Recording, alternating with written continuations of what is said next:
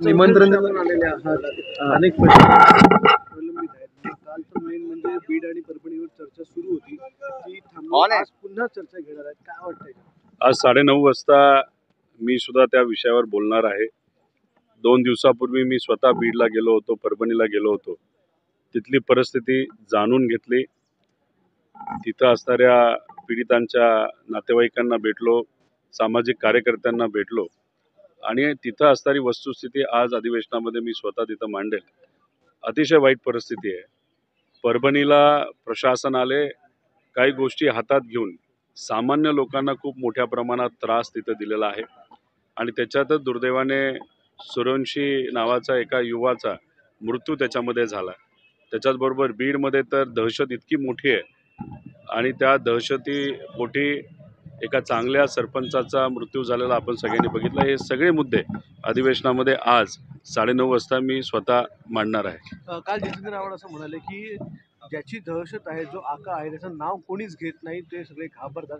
आपण थेट उल्लेख करणार आहात. स्वतः बीडमध्ये जाऊन वाल्मिक कराड या व्यक्तीचं नाव मी घेतलेलं आहे.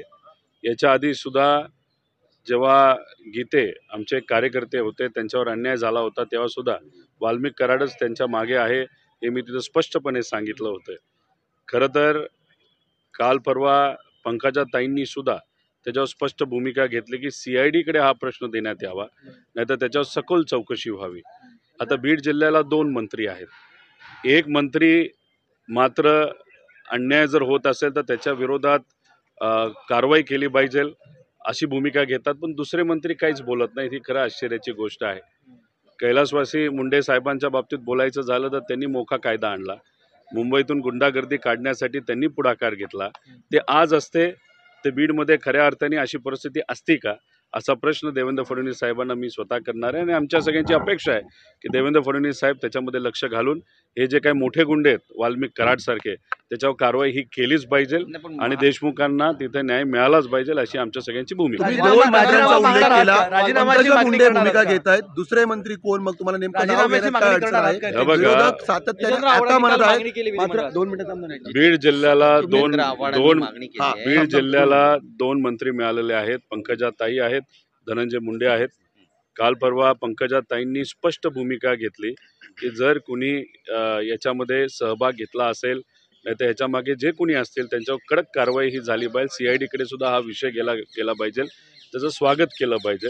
कैलासवासी मुंडे साहेबांनी जी भूमिका आज घेतली असती तशीच भूमिका ही पंकजाताईंनी घेतलेली आपण सगळ्यांनी बघितली. पण दुर्दैवाने दुसरे जे मंत्री बीड जिल्ह्याला मिळाले आहेत त्यांनी त्या पद्धतीची कडक भूमिका ही घेतली नाही. हे तिथे असणाऱ्या लोकांना अजिबात आवडलेलं नाही. काय कारण आहे धनंजय मुंडे एवढे चुकी साधून आहेत? आता कदाचित वाल्मिक कराड हा त्यांचा खास कार्यकर्ता आहे.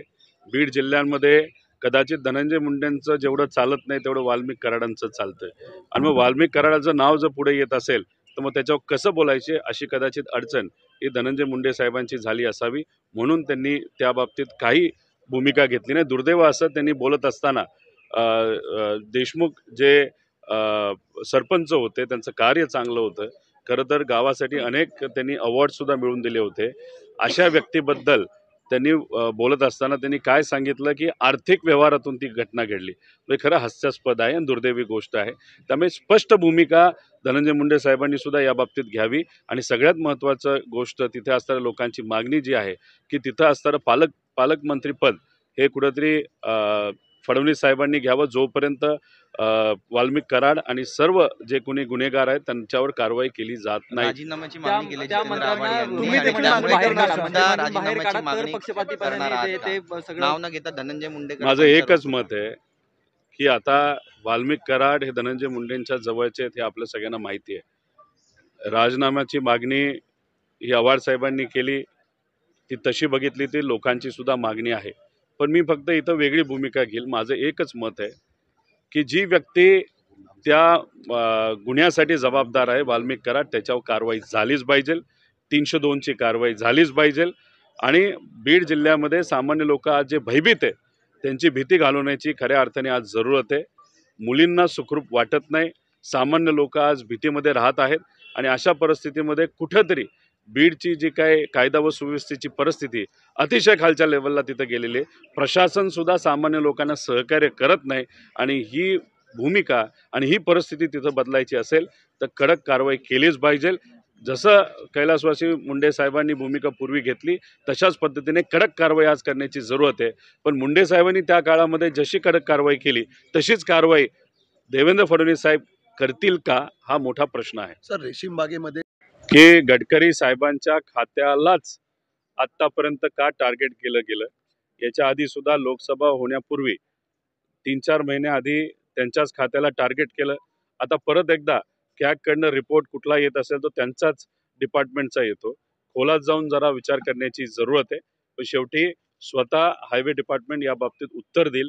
ते उत्तर काय असेल हे आपल्या सगळ्यांना बघावं लागेल. सभापतीपदी नगर जिल्ह्याला एकत्रित प्राधान्य मिळालं. तब्बल 20 वर्षानंतर नगर जिल्ह्यामध्ये विधान परिषद सभापतीपदी राम शिंदे यांची निवड जवळपास निश्चित मानली जाते. मी मनापासून राम शिंदेंना त्यांचं अभिनंदन तिथं करतो. तसंच विरोधी पक्षाला सुद्धा आभार व्यक्त करतो की बिनविरोध ही निवडणूक त्या ठिकाणी केली. येत्या काळामध्ये संविधानाला केंद्रबिंदू ठेवून राम शिंदे सर हे काम करतील अशी आशा मी या ठिकाणी करतो. आणि तसं काम करत असताना कुठलाही द्वेष मनामध्ये न ठेवता मतदारसंघाबरोबर महाराष्ट्रातसुद्धा सकारात्मक विचार विकासाच्या बाबतीत ते करतील अशी आशा या ठिकाणी मी करतो.